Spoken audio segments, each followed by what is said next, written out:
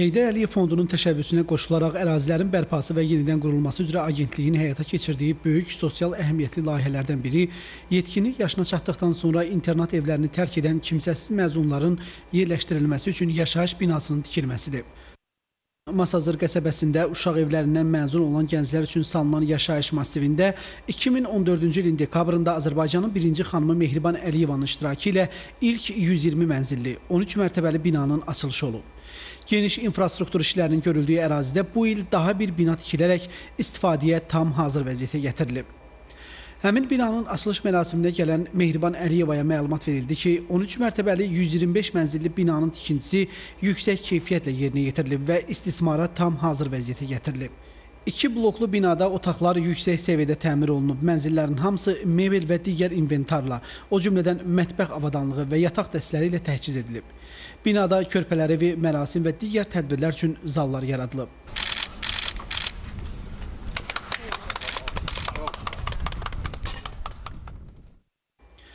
Göründüyü kimi, uşaq evlərindən məzun olan gənclərin mənzillə təmin edilməsi və onların məşğulluğunun artırılması Heydər Əliyev Fondunun həyata keçirdiyi çoxsaylı layihələr sırasında mühüm yer tutur. Bununla da Azərbaycanın birinci xanımı Mehriban Əliyeva cəmiyyətdə çoxdan bəri mövcud olan narahatlığa son qoyur.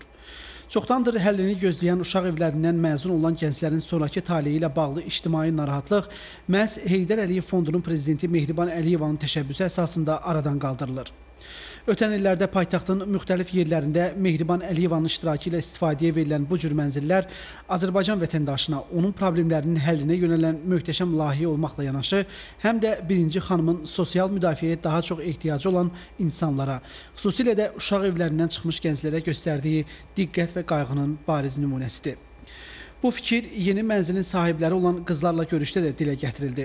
Qızlar Azərbaycanın birinci xanımına onlar üçün gördüyü işlərə, hər zaman onlara dəstək verdiyinə görə təşəkkür etdilər. Bu mənzillərin onlar üçün yeni il ərəfəsində ən gözəl hədiyyə olduğunu dedilər. Mehriban Əliyeva da onları yeni mənzilləri və qarşıdan gələn bayramlar münasibəti ilə təbrik etdi. Sonra Azərbaycanın birinci xanımı Mehriban Əliyeva ərazidə sadəcə 3-cü 120 mənzilli 13 mərtəbəli binanın təməlini qoydu.